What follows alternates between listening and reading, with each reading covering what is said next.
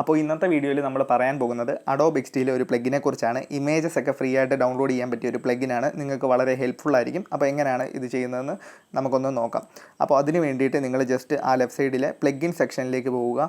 അവിടെ ക്ലിക്ക് ചെയ്യുമ്പോഴേക്കും discover plugin എന്ന് പറഞ്ഞ ആ ഒരു ബട്ടണിൽ നിങ്ങൾ ക്ലിക്ക് ചെയ്യുക. അപ്പോഴേക്കും ഇങ്ങനൊരു ഇൻ്റർഫേസ് ഓപ്പൺ ആയി വരുന്നതായിരിക്കും. അവിടെ ബ്രൗസ് എന്ന് പറഞ്ഞൊരു സെക്ഷനുണ്ട്. ആ ഒരു സെക്ഷൻ എടുത്തിട്ട് സെർച്ച് ടാബിൽ നിങ്ങൾ ജസ്റ്റ് അവിടെ സ്പ്ലാഷ് എന്നൊന്ന് സെർച്ച് ചെയ്യുക. സെർച്ച് ചെയ്തതിന് ശേഷം നിങ്ങൾ എൻ്റർ പ്രസ് ചെയ്യുക. അപ്പോഴേക്കും കുറേ റിസൾട്ട് വരുന്നതായിരിക്കും. ഇതിൽ ഫോട്ടോ സ്പ്ലാഷ് 2 എന്ന് പറഞ്ഞ ആ ഒരു പ്ലഗിനാണ് നമ്മൾ ഇൻസ്റ്റാൾ ചെയ്യാൻ പോകുന്നത്. അവിടെ ഇൻസ്റ്റാൾ എന്ന് പറഞ്ഞൊരു ഓപ്ഷൻ ഉണ്ട്, അതിൽ ക്ലിക്ക് ചെയ്യുക. അപ്പോഴേക്കും നിങ്ങൾക്ക് താഴെ ഒരു നോട്ടിഫിക്കേഷൻ കാണുന്നതാണ്, പ്ലഗിൻ ഇൻസ്റ്റാൾ എന്ന് പറഞ്ഞ് നോട്ടിഫിക്കേഷൻ കാണുന്നതാണ്. അതിനുശേഷം ആ ഒരു വിൻഡോ ക്ലോസ് ചെയ്യുക. ആ ഒരു പ്ലഗിൻ സെക്ഷനിൽ പോയി കഴിഞ്ഞാൽ നമ്മൾ ഇൻസ്റ്റാൾ ചെയ്ത പ്ലഗിൻ നിങ്ങൾക്ക് അവിടെ കാണാവുന്നതാണ്.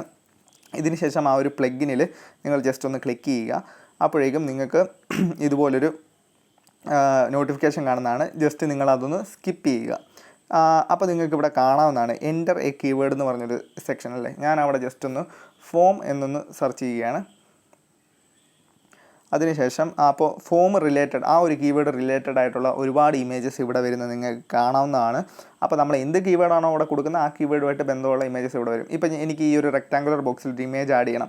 ഞാൻ എന്താ ഈ ഒരു ഇമേജ് ആ ഒരു റെക്ടാങ്കുലർ ബോക്സിൽ ആഡ് ചെയ്യാൻ വേണ്ടിയിട്ട് ആ ബോക്സ് സെലക്ട് ചെയ്ത് ആ ഒരു ഇമേജ് സെലക്ട് ചെയ്ത് അപ്ലൈ വൺ ഫോട്ടോ ക്ലിക്ക് ചെയ്യണം. അപ്പോഴേക്കും ആ ഒരു ഇമേജ് പെട്ടെന്ന് തന്നെ ആ ഒരു ബോക്സിലേക്ക് വരുന്നത് നിങ്ങൾക്ക് കാണാവുന്നതാണ്. സാധാരണ നമ്മൾ ചെയ്യാറെന്ന് വെച്ചാൽ പല സൈറ്റുകളും ഗൂഗിൾ ക്രോമിലും ഒക്കെ യൂസ് ചെയ്ത് ഫോട്ടോസ് ഡൗൺലോഡ് ചെയ്ത് അത് XDയിൽ ഇമ്പോർട്ട് ചെയ്യുകയാണ് പതിവ്. അതിനെ വെച്ച് നോക്കുമ്പോൾ ഇത് വളരെ എളുപ്പമാണ്. ഇനി നിങ്ങൾക്ക് ആ കീവേഡ് മാറ്റി ഞാനിവിടെ ഫുഡ് എന്ന് സെർച്ച് ചെയ്യുകയാണ്.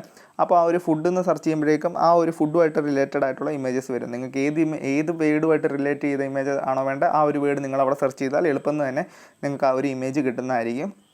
അപ്പോൾ ഇത്രമേ ഉള്ളൂ ഇന്നത്തെ വീഡിയോ. എല്ലാവർക്കും ഈ ഒരു വീഡിയോ ഇഷ്ടമായെന്ന് കരുതിയാണ്. നിങ്ങൾക്ക് XD കുറച്ചും കൂടെ എക്സ്പ്ലോർ ചെയ്യണം, XD കൂടുതൽ പഠിക്കണം എന്ന് ആഗ്രഹമുണ്ടെങ്കിൽ നമ്മുടെ ചാനൽ സബ്സ്ക്രൈബ് ചെയ്യാവുന്നതാണ്.